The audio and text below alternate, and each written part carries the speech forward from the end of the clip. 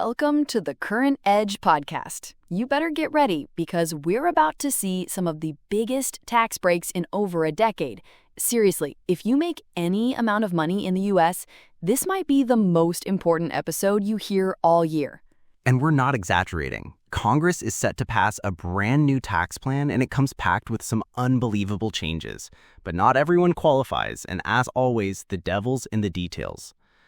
Let's jump into the highlights. First up, no tax on tips. If you're in a tipping industry like surveying, bartending, or hairstyling, and you make under $150,000 a year, you could get up to $25,000 in cash tips completely tax-free. Yeah, but keep in mind, credit card tips are probably excluded. The language is fuzzy, but as of now, it's focused on cash tips. Plus, if you're a W-2 office worker trying to game the system, sorry, this one's not for you. Honestly, though, most tipped workers already aren't reporting cash tips. The real benefit here? They can now report that income for loans or other purposes without paying tax on it. Exactly. Okay, next up, no tax on overtime pay. This one could be a sleeper hit. If you make overtime, you could deduct that income from your taxes, assuming you're under that $150K income cap. If you're eligible, this could apply from 2025 through 2028, and we're talking real savings here, whether it's just the overtime bonus or the full amount. It adds up. True, but only 8% of hourly workers and 4% of salaried workers even get overtime, so this one's not for everyone. Still, if you do, huge win. Let's talk about the SALT cap now. The state and local tax deduction cap could be raised from $10,000 to $40,000 if your AGI is under $500,000. But remember, you have to itemize instead of taking the standard deduction. Yeah, and that means unless you're paying a lot in taxes or mortgage interest, it might not be worth the switch, but it's still a notable improvement. All right, car loan interest. This could be a game changer. If you buy an American-made car, you could deduct up to $10,000 in interest on your personal loan. That's huge.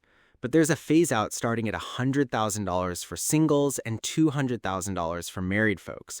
Once you're over $150K or $300K, no deduction.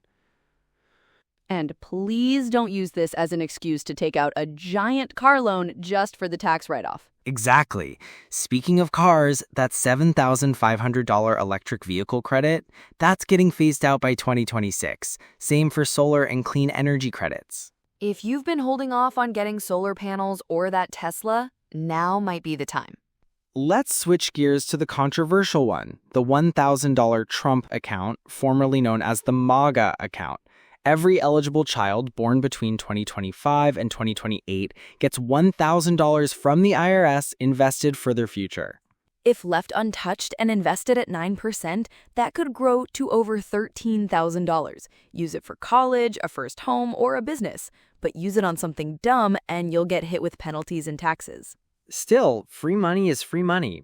Parents could already do this with brokerage or Roth accounts, but it's a solid bonus. Now, for the business owners listening, you'll love this. The 2018 Tax Cuts and Jobs Act is getting extended. That means a continued 20% pass-through deduction for LLCs, doubled estate tax exemptions, and 100% bonus depreciation. Yep, you could write off the full cost of equipment, vehicles, even airplanes, all in year one. This is massive for entrepreneurs. One letdown, though, no full exemption on Social Security income. But retirees will get an extra $4,000 standard deduction. It phases out if you make too much, but still not bad. Big picture, this plan is stocked for people making under $150K single or $300K married. And if you run a business, it gets even better. Of course, it's not a done deal yet. It passed the House, but still needs Senate approval. And there might be changes, especially around green energy, SALT deductions, and Medicaid cuts. So consider this a working draft, a blueprint of what's coming. We'll keep you posted with updates. That's it for today. If this helped you, make sure to subscribe and share it. And let us know your thoughts. Would you take out a bigger car loan just for the write-off? Or are you finally going to report those cash tips now that they might be tax-free? Either way, let us know in the comments. Until next time, stay sharp, stay prepared.